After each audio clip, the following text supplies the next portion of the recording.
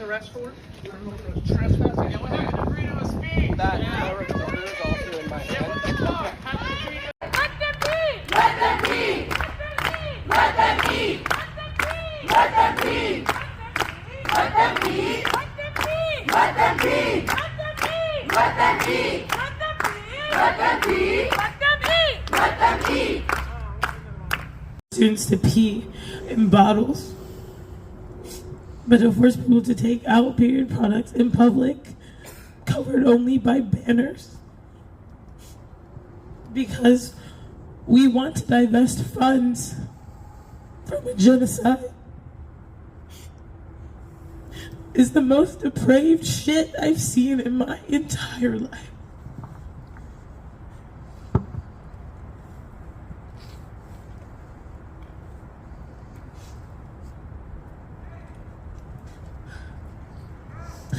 Send that video to everyone you know. DM it to every Instagram account for local and national media. Boy, oh boy, oh boy, oh boy, oh boy. Can you imagine paying $60,000+ a year to become an idiot, right? To get stupider?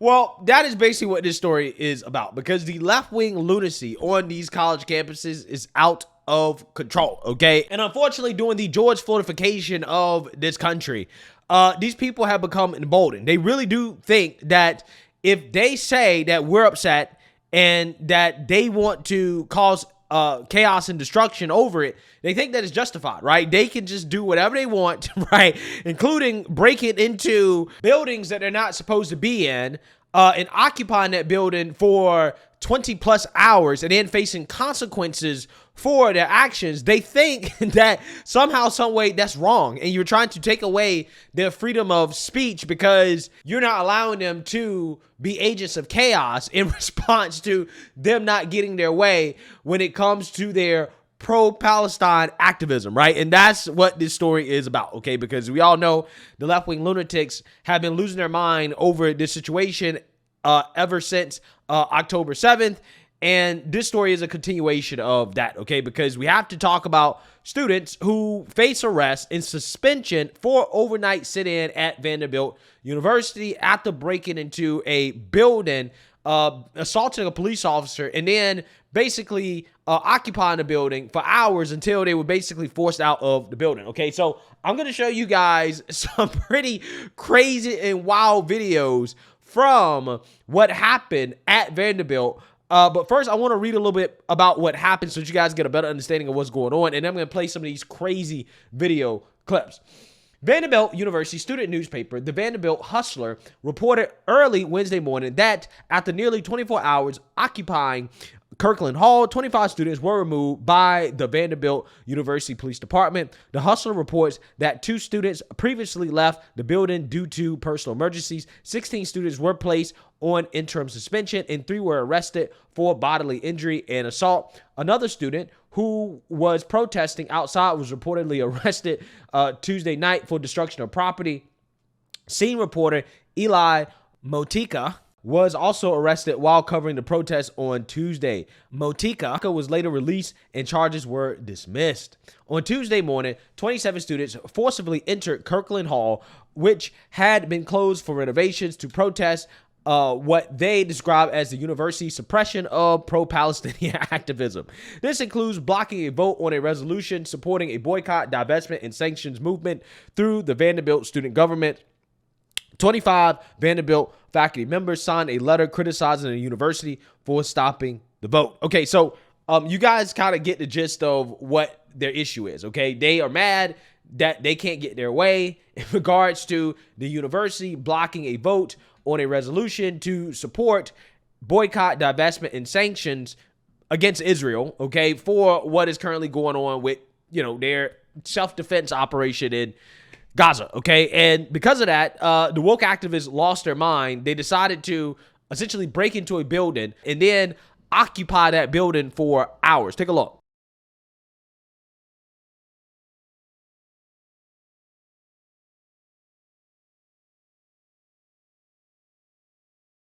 Coward! You're a coward! You're a coward. You're a coward. Daniel Diermeyer is a coward. Okay? His staff said that he was not in the moment, so he couldn't meet with us. He was in that elevator 5 minutes ago. Shame!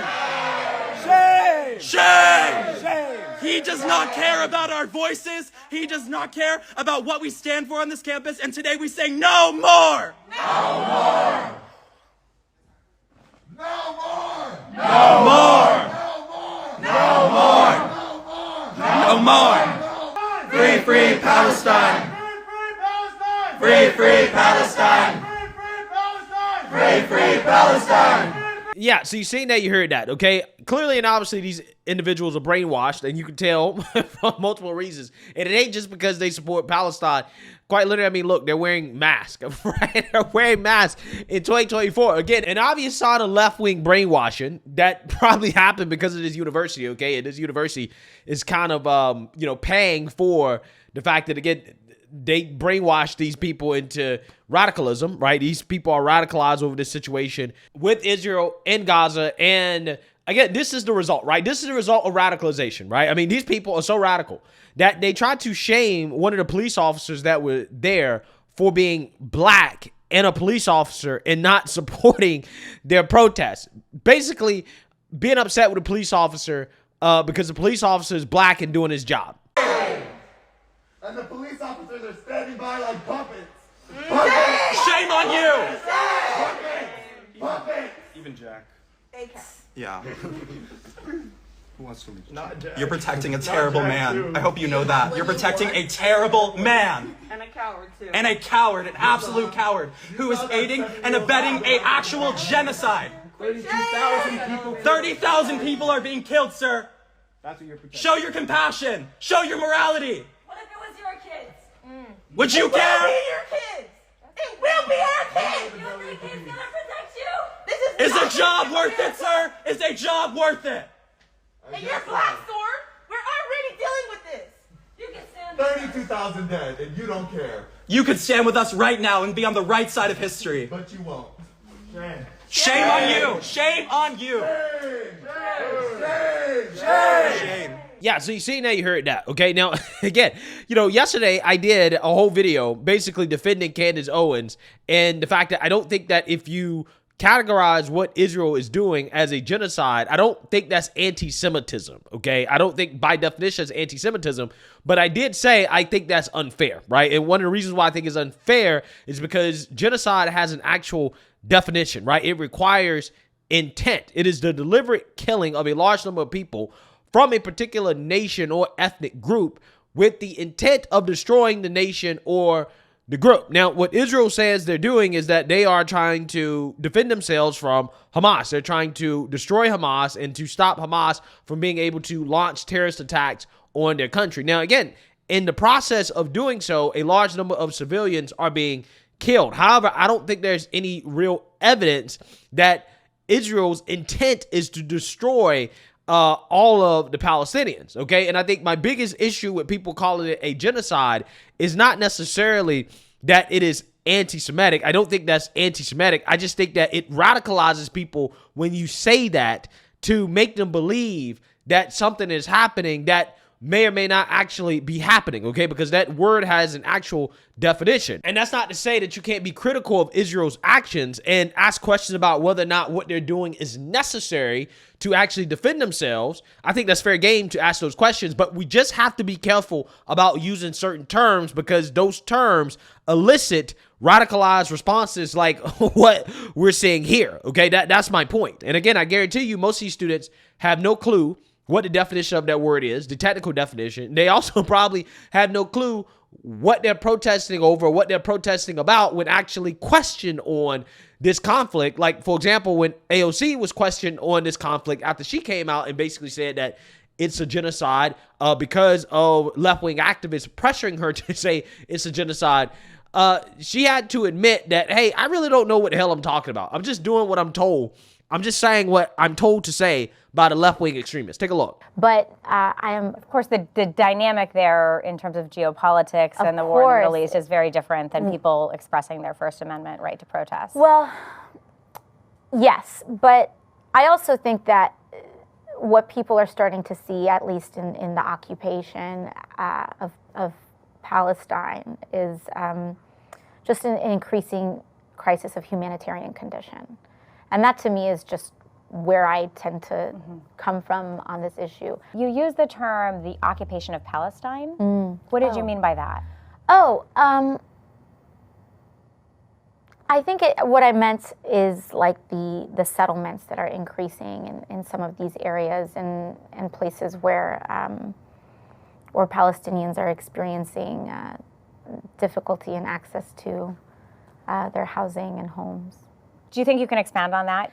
Yeah, I mean, I think I'd also I am not the expert on geopolitics on this issue. Yeah, obviously not, okay? Because an educated person would have said something like, well, what I'm referring to is the occupation of Palestinian territories, like, for example, East Jerusalem, the West Bank, after the Six-Day War in 1967, right? She could have said something like that, and that probably would have been sufficient to accurately describe what you mean by occupied Palestinian territories, right? But she doesn't know that, okay? She just knows what she's being told, right? She knows that, hey, this is what I'm supposed to say. I'm supposed to come out here and say it's a genocide. I'm supposed to be passionate about this issue when she doesn't really know anything about it. Again, it just blows my mind. That's what really, again, it really bothers me about these people, right? It's like, how can you be so passionate about something that you clearly know nothing about? I mean, you got AOC crying on the House floor after having to take a tough vote on, I think,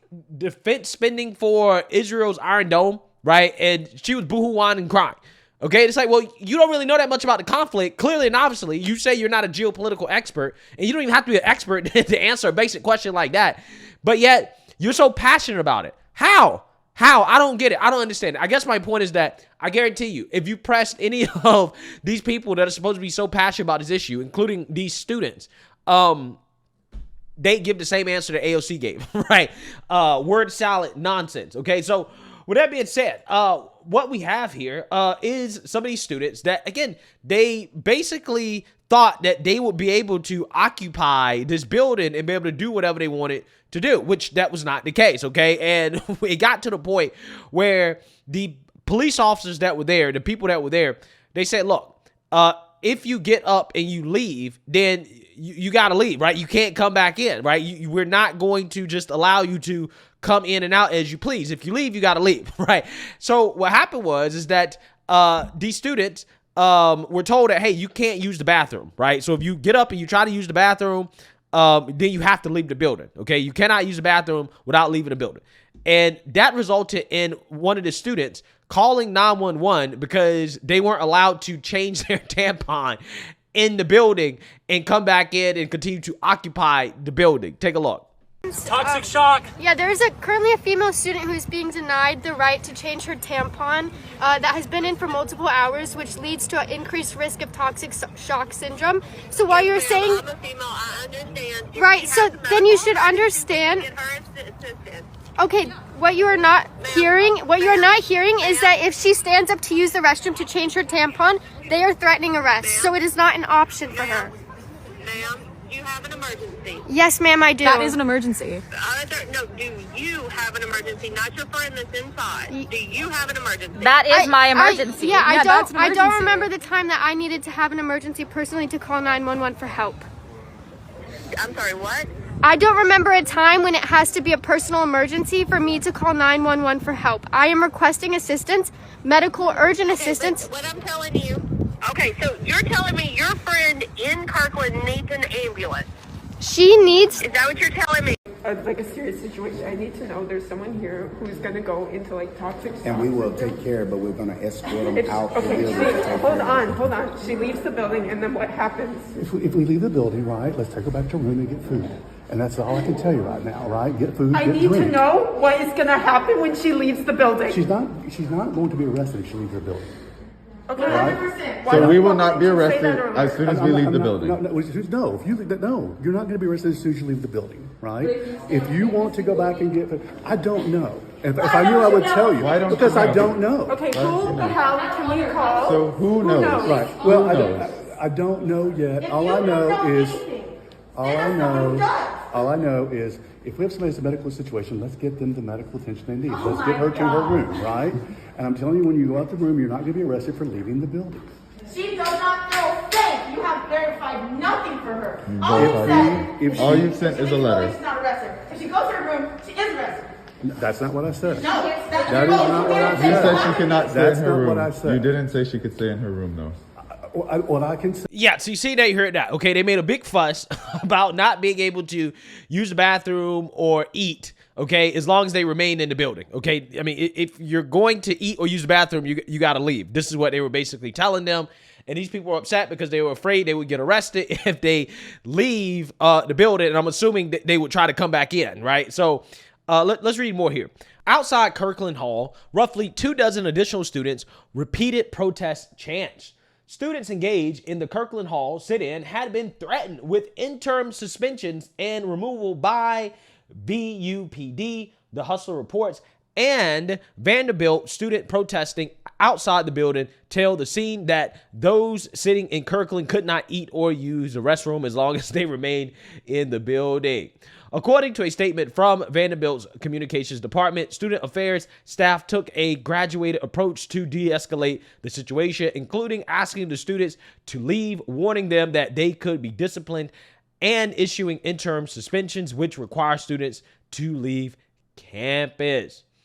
A Vanderbilt representative also says, quote, some students physically assaulted a community service officer to gain entrance and proceeded to push staff members who offered to meet with them. A video from the university shows the students' entry. Quote, free expression is a core value at Vanderbilt, as is civil discourse, says a university representative. Our policies allow for members of the Vanderbilt community to protest and demonstrate regarding issues that they deeply care about. Dozens of peaceful demonstrations have occurred over the past several months in consideration of safety and the university's normal operations. We, as a matter of policy, define time, place, and manner limitations. The safety and well-being of our community is a top priority. The university will take action when our policies are violated, the safety of our campus is jeopardized, and when people intimidate or injure members of our community. I mean, yeah, these people broke into a building, okay, and they decided to occupy the building, okay? They assaulted a community officer. Vanderbilt student government president Sam Slyman tells the scene that the university response to the protest is pretty absurd, given the university's big focus on open dialogue and free speech. Well, it's not free speech to break into a building and to occupy a building. You're trespassing at that point, okay? You are trespassing.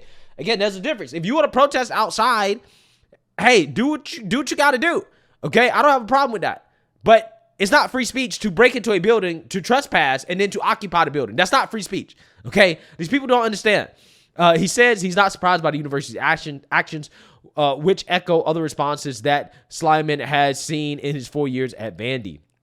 Quote, this is very much in line with how they like to handle things. This is just what we've come to expect from them at this point. Yeah, so there you have it, okay?